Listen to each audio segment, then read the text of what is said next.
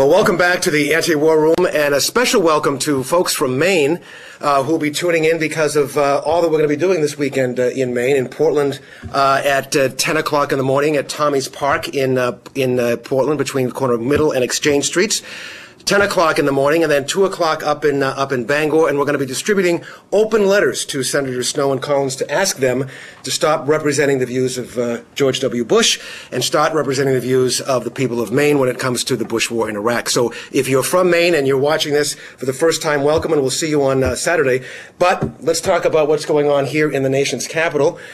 We have a lot happening, and Let's get right to it. What John, is happening today on the floor of the House? As we know, on Monday, the conferees on the Supplemental Appropriations Bill finished their conference report. It will go on the House floor for a vote today, Wednesday, probably tonight, sometime at 8 or 9 o'clock tonight. Then we expect, assuming there's a yes vote in the House, the same conference report to go to the Senate tomorrow, Thursday, for a vote. And soon thereafter, we don't know, Friday, early next week, the bill will go to the President for a sure veto. John Issacs from Council for Livable World, by the way, and Darcy Scott Martin, who's here from True Majority. There's going to be really not much drama, from what I understand, as far as these votes are concerned. There's not a lot of lobbying going on. You don't have to be a clairvoyant to know that a bill is probably going to go to the floor of the House, the Senate, and then to the President's desk. And what do you think the President might do with this legislation, Darcy? Well, it's probably easier to read the veto than it is actually to read some of the tensions that are happening in the House because a number of members were torn and didn't really know what to do about the initial vote, and felt like their commitment to deadlines was a line in the sand, and kind of made that choice and made that statement to their constituents and to other members of Congress. That is the compromise they made with those who voted for the supplemental the first time. Originally. And now they're facing a weaker supplemental coming back from this conference. And so once again are expected to vote for it, even though now the line in the sand has moved. And so there is quite a bit of concern about that, and although I do think it in fact will pass tonight, there are new deals have had to be made, and people have had to once again have some arm twisting go on to make that happen. And so there will be a lot of, I think, painful repercussions over this for some time to come in the caucus about how difficult this decision has been. Okay, but you think nonetheless, and of course it is painful and people really are struggling with this, you expect, and we all expect, a vote from the House has to pass the House in order for it to get to the Senate, goes to the Senate, goes to the President's desk as early as tomorrow, and we could get a veto as early as Friday, perhaps on Monday. Then what happens? We still have a president who still needs nearly $100 billion to continue his war. He has not accepted it when he vetoes. He said, I'm not accepting this under these conditions. What, as progressives, those who are opposed to this war, what are our options now? John? Well, the war will continue to be an issue through a whole series of votes. Members of Congress, however, made it clear that if the President vetoes a bill, they will pass a new supplemental appropriations bill. They will not cut off the funds for the war while our troops are still in the field. We hope second time around there's some additional language added on Iraq to hinder the President from carrying out the war, but largely we'll be looking forward to the next votes on Iraq after this. Which is the authorization and the appropriation. Defense authorization bill probably in May in the House, defense appropriations bill sometime after that, both House and Senate, and we expect good amendments on those bills to end the war. Now, Darcy, what I've heard, being up in the House 2 days ago, one of the options that's being considered by progressive members of the Congress is to say, okay, we'll pass a supplemental appropriation, we'll take out many of the things that we've had on, including deadlines, but only give you 2 months. And then we're going to have to bring you right back. If you want more money, we're going to go all over again, and we're going to have to we're going to force votes on a supplemental once again, and try again to put these conditions. Is that what you're hearing? And what might also that we do in this? Right, that's certainly one strategy that's being suggested. I think that what is hard to weigh is when so many of us work on a particular issue like the war, our lens becomes that focus. And there are many, many other people in the caucus and in the wider party who want to get off this subject. And so the idea of multiple small supplementals is pretty unappealing to them in that it would keep it as a constant frame, all we'd ever be talking about over and over again is the management of the war. And for folks who are working on things like universal health care or minimum wage or other issues that are core Democratic Party value issues, they would actually like to see this issue taken off the table as the headline every time. So there will be discussions. There will also be lobbying from people for whom this is less of an issue to just say, give him the $100 billion and get done with it and, go on to other issues. I think it actually would be a victory for progressives if they got to break it down and make it into smaller segments.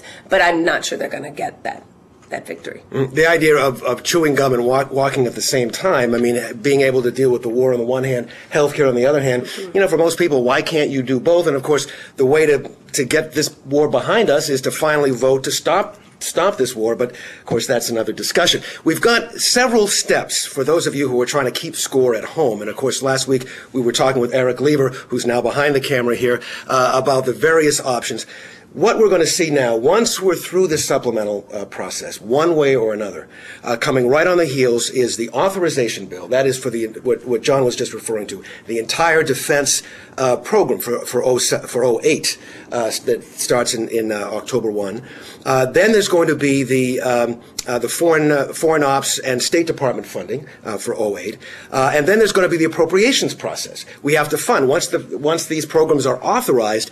Then they have to go to appropriations to be funded, both with Defense, State Department, foreign operations, and then there's a debt ceiling vote that is coming. So there are at least that many opportunities, as John was alluding to not only voting on Iraq itself, but voting on the overall package of defense spending, including some of the provisions that got us into this war in the first place, the Bush Doctrine, the preemptive war, unilateralism, militarism. The whole package are up for consideration and vote coming up. And so that's going to provide some real opportunities for us to think creatively about trying to change not only the Iraq war, but the way this country deals with its national security and foreign policy.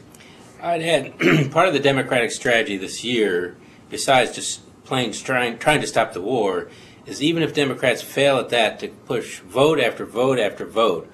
So you get the Republicans who supported the Bush war, who say, I'm not comfortable with the war, but every time there's a vote on funding the war or the deadline, Collins of Maine, Snow of Maine, Sununu, New Hampshire, Coleman of Minnesota, they keep voting for the war.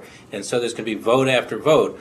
Ultimately, I believe the war won't stop until enough Republicans turn away from the war, break with the president, and say, enough is enough, we got to get out of the war. This time may come, I'm hopeful, in the fall, when people recognize that troop escalation, adding additional troops from the beginning of the year just isn't working. Well, and very often in history, when major change occurs, it's when members of Congress from the president's party come to him and say, look, it's over. We just have to stop.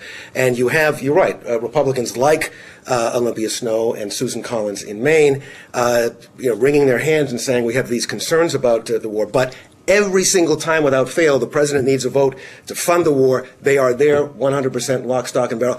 Olympia Snow, by the way, introduced legislation this week that says that we should establish benchmarks for the Iraqi government, much like we've seen in other bills. But the penalty, if the Iraqi government does not meet these benchmarks, then the Defense Department is going to be ordered to begin immediately to plan to withdraw from Iran.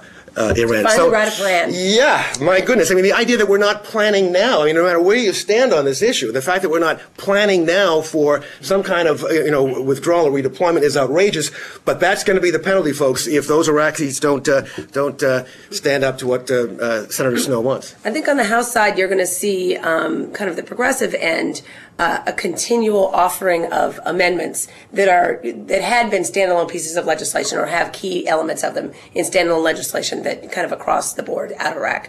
Caucus folks support offered again and again and again. And so they will take all these different legislative opportunities to keep offering these amendments, which, 2 or 3 years ago would have garnered, 7 co-sponsors. And now, they might get 80 votes. They might get, keep moving in the direction of saying, we're going to add on this wording, we're going to add on this wording. So it becomes palatable and eventually part of the freestanding bills. Okay, well, busy week this week, another very busy week next week. We're going to be back right here early in the week. We will probably have seen a veto by then. We'll know exactly what the timing is going to be for the new supplemental and what it might look like. So we'll talk all about that. And, of course, we'll have the authorization coming up. And I'll give a full report from what happened in the great state of Maine. So, listen, for John Issacs and Darcy Scott Martin, I'm Tom Andrews. Thanks for joining us. We'll see you next week.